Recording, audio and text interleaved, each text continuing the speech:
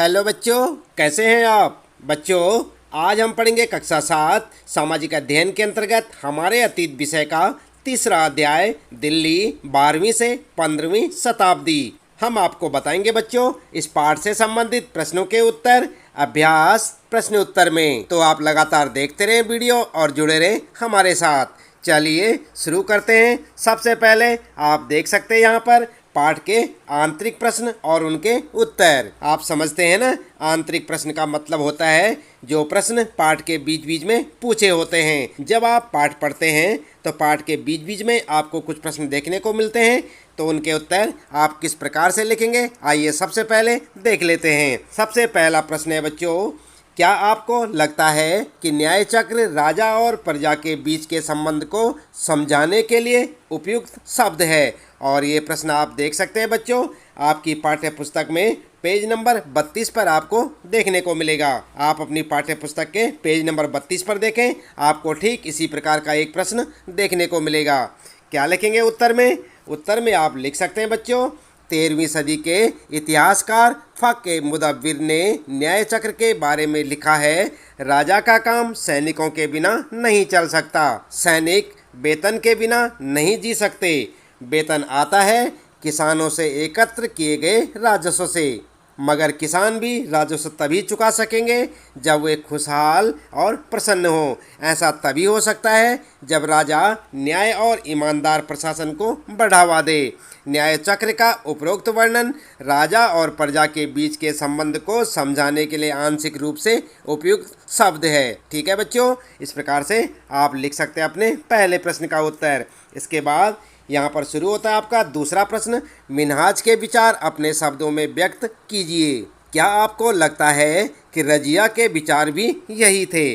आपके अनुसार स्त्री के लिए शासक बनना इतना कठिन क्यों था? और ये प्रश्न आप देख सकते हैं बच्चों, आपको देखने को मिलेगा आपकी पाठ्य पुस्तक के पेज नंबर 33 पर। और उत्तर में क्या लिखेंगे आप बच्चों? उत्तर में आप लिख सकते हैं, मिन्हाज ए सिराज का मानना था कि ईश्वर ने जो आदर्श समाज व्यवस्था बनाई है उसमें स्त्रियों को पुरुषों के अधीन होना चाहिए। ऐसी स्थिति में रानी का शासन इस व्यवस्था के विरुद्ध था। रजिया सुल्तान 1236 से 1240 ईस्वी तक दिल्ली सल्तनत की शासिका थी। रजिया सुल्तान को महिला शासक होने के कारण काफ़ी विरोध का सामना करना पड़ा था, जबकि रजिया सुल्ताना ने मर्दों की तरह शासन चलाया। रजिया सुल्तान के विचार मिन्हाज ए सिराज के विपरीत थे। पहले पितृ प्रधान समाज के कारण पिता का पुत्र ही राजा होता था, इसलिए स्त्री के लिए शासक बनना कठिन काम था। आई बात समझ में? इस प्रकार से आप लिख सकते हैं बच्चों अपने दूसरे प्रश्न का उत्तर, साथ साथ याद भी करते रहें। और फिर शुरू होता है तीसरा प्रश्न है, क्या आपको गुलाम को बेटे से बढ़कर मानने का कोई कारण समझ में आता है? और ये प्रश्न आप देख सकते हैं बच्चों पेज नंबर 33 पर। आप अपनी पाठ्य पुस्तक के पेज नंबर 33 पर देखें, आपको ठीक इसी प्रकार का एक प्रश्न देखने को मिलेगा। और उत्तर में आप लिख सकते हैं बच्चों, सल्तनत काल के प्रारंभिक शासक गुलाम वंश के थे। मोहम्मद गौरी का गुलाम कुतुबुद्दीन ऐबक दिल्ली का शासक बना था और कुतुबुद्दीन ऐबक का गुलाम इल्तुतमिश दिल्ली का शासक बना था। ये दोनों शासक काफ़ी योग्य और बुद्धिमान थे, इसलिए बुद्धिमानों का कहना है कि योग्य और अनुभवी गुलाम बेटे से भी बढ़कर होता है। यह कथन बिल्कुल सही है, क्योंकि ये गुलाम अपनी योग्यता और बुद्धि से ही राजा या सुल्तान के दिल जीत पाते थे, इसलिए सुल्तान उन्हें बेटे से बढ़कर मानते थे। ठीक है बच्चों, अगला प्रश्न है यहाँ पर चौथा प्रश्न, आपके ख्याल से वर्णी ने सुल्तान की आलोचना क्यों की थी? और ये प्रश्न भी आपको देखने को मिलेगा पेज नंबर 33 पर। उत्तर में आप लिख सकते हैं बच्चों, उत्तर लिखेंगे, सुल्तान मोहम्मद तुगलक ने अजीज खुमार नामक कलाल यानी शराब बनाने वाले और बेचने वाला, फिरोज हज्जाम नामक नाई, मनका तब्बाक नामक बावर्ची और लड्डा तथा पौरा नामक मालियों को ऊंचे प्रशासनिक पदों पर बैठाया था। ये लोग सुल्तान को चापलूसी करके बड़े पद पाए थे। इनके अंदर बड़े पद पाने की योग्यता नहीं थी, इसलिए इतिहासकार जियाउद्दीन वर्णी ने इन नियुक्तियों का उल्लेख सुल्तान के राजनीतिक विवेक के नाश और शासन करने की अक्षमता के उदाहरणों के रूप में किया है। ठीक है बच्चों, इसके बाद आइए देख लेते हैं यहाँ पर अगला प्रश्न है 5वां, सरदारों की रक्षा व्यवस्था का वर्णन कीजिए। और ये प्रश्न आप देख सकते हैं बच्चों अपनी पाठ्य पुस्तक के 40 नंबर पेज पर। उत्तर में आप लिखेंगे, मोरक्को से 14वीं सदी में भारत आए यात्री इब्न बतूता ने भारत के सरदारों की रक्षा व्यवस्था का वर्णन किया था। उसके अनुसार सरदार चट्टानी उबड़ खाबड़ पहाड़ी इलाकों में किले बनाकर रहते थे और कभी कभी बांस के झुरमुटों में। ये दोनों स्थान काफ़ी दुर्गम होते थे। सरदार इन जंगलों में रहते थे जो इनके लिए किले की प्राचीर का काम देते थे। इस दीवार के घेरे में ही उनके मवेशी और फसल रहते थे। अंदर ही पानी भी उपलब्ध रहता था, अर्थात वहाँ एकत्रित हुआ वर्षा का जल। इसलिए उन्हें प्रबल बलशाली सेनाओं के बिना हराया नहीं जा सकता था। ठीक है बच्चों, तो इस प्रकार से आप लिख सकते हैं अपने 5वें प्रश्न का उत्तर। इसके बाद यहाँ पर शुरू होते हैं आपके लिए पाठ के अंत में पूछे गए प्रश्न और उनके उत्तर। यानी कि जब आपका पाठ पूरा हो जाता है तो उसके लास्ट में आपको कुछ प्रश्न देखने को मिलते हैं, तो उनके उत्तर आप किस प्रकार से लिखेंगे आइए यहाँ पर देख लेते हैं। तो सबसे पहले आपको देखने को मिलेगा, फिर से याद करें। और पहला प्रश्न है बच्चों, दिल्ली में पहले पहल किसने राजधानी स्थापित की? तो जानते हैं आपने पाठ में पढ़ा होगा बच्चों। उत्तर में आप लिख सकते हैं, तोमर राजपूत चौहान राजाओं ने पहले पहल दिल्ली में राजधानी स्थापित की थी। ठीक है। इसके बाद दूसरा प्रश्न है, दिल्ली के सुल्तानों के शासनकालों में प्रशासन की भाषा क्या थी? तो क्या थी बच्चों? आपने पाठ में पढ़ा होगा, नहीं जानते? उत्तर में आप लिख सकते हैं फारसी भाषा। ठीक है। इसके बाद तीसरा प्रश्न है, किसके शासन के दौरान सल्तनत का सबसे अधिक विस्तार हुआ? तो किसका हुआ था बच्चों? उत्तर में आप लिख सकते हैं मोहम्मद तुगलक। ठीक है। चौथा प्रश्न है, इब्न बतूता किस देश से भारत में आया था? किस देश से आया था बच्चों? उत्तर में आप लिखेंगे मोरक्को यानी अफ्रीका से। ठीक है। और इसके बाद यहाँ पर शुरू होते हैं आपके लिए, आइए समझें। पांचवा प्रश्न है बच्चों, न्याय चक्र के अनुसार सेनापतियों के लिए किसानों के हितों का ध्यान रखना क्यों जरूरी था? तो क्यों जरूरी था बच्चों? आपने पाठ में पढ़ा होगा, क्या लिखेंगे उत्तर में? उत्तर में आप लिख सकते हैं, न्याय चक्र के अनुसार सेनापतियों के लिए किसानों के हितों का ध्यान रखना इसलिए जरूरी था क्योंकि किसानों से एकत्रित किए गए राजस्व से ही सैनिकों को वेतन मिलता था। मगर किसान भी राजस्व तभी चुका सकते थे जब वे खुशहाल और प्रसन्न हों।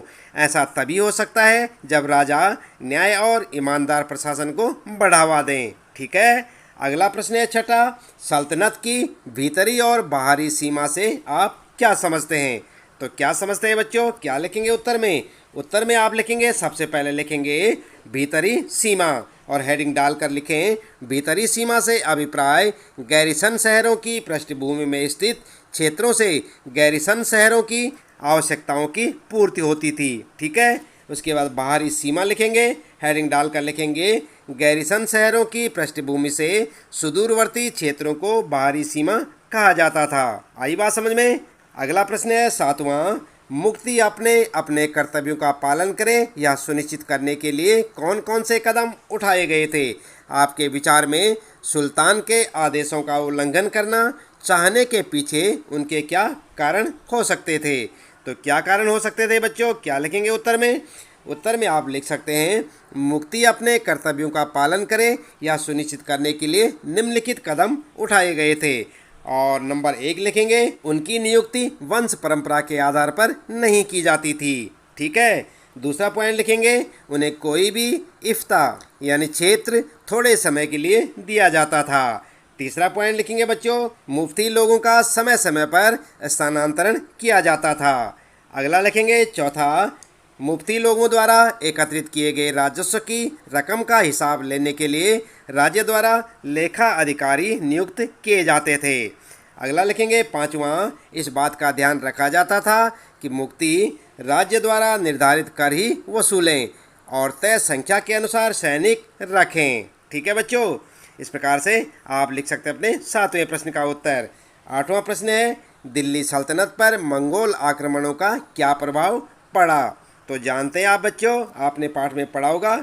उत्तर में आप लिख सकते हैं, सबसे पहले लिखेंगे, दिल्ली सल्तनत पर मंगोल आक्रमणों का निम्न प्रभाव पड़ा। और नंबर 1 लिखेंगे, मंगोल आक्रमणों से मजबूर होकर अलाउद्दीन खिलजी और मोहम्मद तुगलक को एक विशाल सेना खड़ी करनी पड़ी।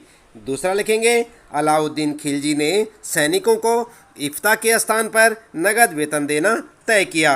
फिर लिखेंगे नंबर 3, मोहम्मद बिन तुगलक ने दिल्ली के पुराने शहर के निवासियों को नई राजधानी दौलताबाद भेज दिया और उस इलाके में बड़ी सैनिक छावनी बना दी गई। चौथा लिखेंगे, अलाउद्दीन खिलजी ने जनता पर और अधिक कर लगाए तो मोहम्मद तुगलक ने तांबे के नए सिक्के चलवाए। ठीक है बच्चों, इसके बाद यहाँ पर आप देख सकते हैं, आइए विचार करें। और 9वां प्रश्न है यहाँ पर, क्या आपकी समझ में तवारीख के लेखक आम जनता के जीवन के बारे में कोई जानकारी देते हैं? क्या लिखेंगे उत्तर में? उत्तर में आप लिख सकते हैं बच्चों, हमारी समझ में तवारीख के लेखक आम जनता के जीवन के बारे में जानकारी नहीं देते थे। फिर लिखेंगे क्योंकि। और नंबर 1, तवारीख के लेखक सचिव, प्रशासक, कवि और दरबारियों जैसे सुशिक्षित व्यक्ति होते थे जो घटनाओं का वर्णन भी करते थे और शासकों को प्रशासन संबंधी सलाह देते थे। वे न्याय संगत शासन के महत्व पर बल देते थे। नंबर 2 लिखेंगे, तवारीख के लेखक नगरों में रहते थे, गांव में शायद ही कभी रहते हों। नंबर 3 लिखेंगे, वे अक्सर अपने इतिहास सुल्तानों के लिए उनसे ढेर सारे इनाम इकराम पाने की आशा में लिखा करते थे। ठीक है बच्चों, इसके बाद 10वां प्रश्न है यहाँ पर, दिल्ली सल्तनत के इतिहास में रजिया सुल्तान अपने ढंग की एक ही थी। क्या आपको लगता है कि आज महिला नेताओं को ज़्यादा आसानी से स्वीकार किया जाता है? क्या लिखेंगे उत्तर में? उत्तर लिखेंगे, आज भी महिला नेताओं को ज़्यादा आसानी से स्वीकार नहीं किया जाता। आज भी भारत में लोकसभा और विधानसभा में महिलाओं की संख्या 5% से भी कम है। ये अलग बात है कि सल्तनत काल की अपेक्षा वर्तमान में महिला नेताओं को ज़्यादा आसानी से स्वीकार किया जाता है। आई बात समझ में? इसके बाद 11वां प्रश्न है, दिल्ली के सुल्तान जंगलों को क्यों कटवा देना चाहते थे? क्या आज भी जंगल उन्हीं कारणों से काटे जा रहे हैं? उत्तर में आप लिख सकते हैं बच्चों। उत्तर लिखेंगे, गैरिसन शहरों की पृष्ठभूमि में स्थित भीतरी क्षेत्रों की स्थिति को मजबूत करने के लिए गंगा यमुना के दोआब से जंगलों को साफ कर दिया गया और शिकारी, संग्राहकों तथा चरवाहों को उनके पर्यावास से खदेड़ दिया गया। यह जमीन किसानों को दे दी गई और कृषि कार्य को प्रोत्साहन दिया गया। ठीक है, आगे लिखेंगे, आज जंगल कई कारणों से काटा जा रहा है। और नंबर 1 लिखेंगे बच्चों, कृषि भूमि को प्राप्त करना व आवासों का निर्माण। ठीक है, नंबर 2, परिवहन मार्गों का निर्माण और खनन कार्य के लिए। नंबर 3 लिखेंगे, बड़े बांधों के निर्माण में वनों की कटाई। ठीक है, और आपके प्रश्न का उत्तर हो जाएगा। इसके बाद बच्चों यहाँ पर है फिर आपके लिए, आइए करके देखें। और 12वां प्रश्न है, पता लगाइए कि क्या आपके इलाके में दिल्ली के सुल्तानों द्वारा बनाई गई कोई इमारत है? क्या आपके इलाके में और भी कोई ऐसी इमारत है जो 12वीं से 15वीं सदी के बीच बनाई गई हो? इनमें से कुछ इमारतों का वर्णन कीजिए और उनके रेखाचित्र बनाइए। तो क्या करेंगे आप बच्चों, कैसे लिखेंगे उत्तर? आइए देख लेते हैं। उत्तर में आप लिखेंगे, दिल्ली के सुल्तानों द्वारा बनाई गई इमारतें। और यहाँ पर आप देख रहे हैं ना, जिस प्रकार से ये टेबल बनी हुई है, आप भी बना सकते हैं। और सबसे पहले यहाँ पर लिखेंगे प्रसिद्ध इमारतें, यहाँ पर निर्माणकर्ता और यहाँ पर निर्माण वर्ष। ठीक है, और फिर लिखेंगे नंबर 1, कुतुब मीनार, और किसने बनाई थी? कुतुबुद्दीन ऐबक ने बनवाई थी 1199 से 1208 ईस्वी में। ठीक है, इसी प्रकार नंबर 2, हौज खास दिल्ली, और यहाँ पर लिखेंगे अलाउद्दीन खिलजी, और यहाँ पर लिखेंगे 1305। नंबर 3 पर लिखेंगे तुगलकाबाद का किला, जो कि दिल्ली में है, गयासुद्दीन तुगलक ने बनाया था 1121 से 1125। इसके बाद नंबर 4 पर लिखेंगे फिरोज शाह कोटला, दिल्ली, और यहाँ पर लिखेंगे फिरोज शाह तुगलक ने बनाया था, और यहाँ पर लिखेंगे 1354 में। और नंबर 5 पर लिखेंगे खिड़की मस्जिद, जो कि दिल्ली में, और निर्माण करवाई थी मोहम्मद तुगलक ने 1326 ईस्वी में। ठीक है बच्चों, इस प्रकार से आप एक चार्ट बना सकते हैं, एक टेबल सी बना लें और उसमें ये सब लिख सकते हैं। तो बच्चों, इस प्रश्न के साथ ही इस पाठ से संबंधित प्रश्नों के उत्तर यहाँ पर समाप्त होते हैं। उम्मीद है कि आपको अच्छे से समझ आए होंगे।